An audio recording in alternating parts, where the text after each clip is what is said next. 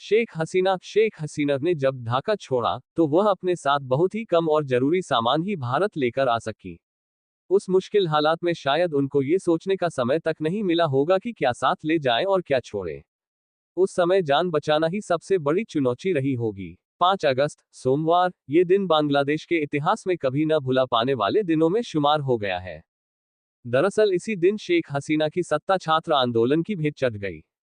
देश में ऐसा तांडव मचा कि महज कुछ ही मिनटों में शेख हसीना को न सिर्फ सत्ता बल्कि अपना मुल्क भी हमेशा के लिए छोड़ना पड़ा। वो 45 मिनट उनकी 15 साल की सत्ता पर भारी पड़ गए। आनन फानन में उन्होंने अपना देश छोड़कर भारत में पनाह लेनी पड़ी।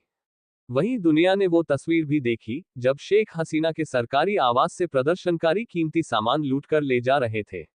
इस बीच सबके जहन में एक सवाल ये भी है कि शेख हसीना बांग्लादेश से खाली हाथ आए हैं या अपने साथ कुछ लेकर भी आई हैं। उग्र विरोध प्रदर्शन के बीच शेख हसीना सेना के विमान से ढाका से भारत पहुंची। इसके लिए उन्होंने सेना के AJX-1431 विमान का इस्तेमाल किया। वह इस विमान से अगरतला होते हुए भारत पहुंची। दरअसल सेना ने उनको एक ऐसे एयरबेस से भारत पहुंचाया, इस पर कोई आता जाता नहीं है। इसका इस्तेमाल सिर्फ सेना ही करती है। हसीना जब ढाका छोड़ रही थी तो अपने साथ सिर्फ 2 बड़े सूटकेस ही ला सकी।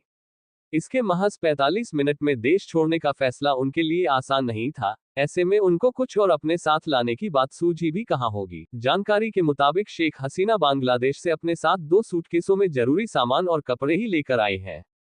इसके अलावा वह कुछ भी नहीं ला सकी। कैसे प्रदर्शनकारी उनका कीमती सामान लूट कर ले जा रहे थे, ये तो तस्वीरों और वीडियो में सबने ही देखा। शेख हसीना के पास उनके देश में कई बैंक अकाउंट भी हैं, जिसमें करोड़ों रुपए जमा हैं, लेकिन अब वह भी उनके लिए बेकार हो गए हैं। शेख हसीना अपने बांग्लादेशी बैंक अकाउंट से एक भी पैसे का लेन देन नहीं कर सकेंगी। उनके देश छोड़ते ही बैंकों में जमा उनकी रकम को फ्रीज कर दिया गया है। इस तरह से वह अपने ही पैसे का इस्तेमाल नहीं कर सकेंगी। जबकि शेख हसीना करोड़ों रुपए की मालकिन है। साल 2024 के आम चुनाव में उन्होंने चुनाव आयोग को जो संपत्ति का ब्यौरा दिया था, उसके हिसाब से वह 4.36 करोड़ बांग्लादेशी टका की मालकिन थी। भारतीय करेंसी में ये रकम 3.14 करोड़ रुपए है। प्रोथम अलो समाचार पत्र की रिपोर्ट के मुताबिक शेख हसीना बांग्लादेश के प्रधानमंत्री पद को नहीं छोड़ना चाहती थी, लेकिन उनके देश के सुरक्षा प्रमुखों ने अपने हाथ खड़े कर दिए। उन्होंने कहा कि बल प्रयोग कर प्रदर्शनकारियों को नहीं रोका जा सकता। जैसे ही उन्होंने इस्तीफा दिया और देश छोड़ा, प्रदर्शनकारी उनके आवास में घुस गए और जमकर उत्पात मचाया और लूटपाट की। रिक्शों पर लूट कर ले जाते सामान की तस्वीरें और वीडियो सोशल मीडिया पर खूब वायरल हुए और पूरी दुनिया ने वह भयावह दृश्य देखा।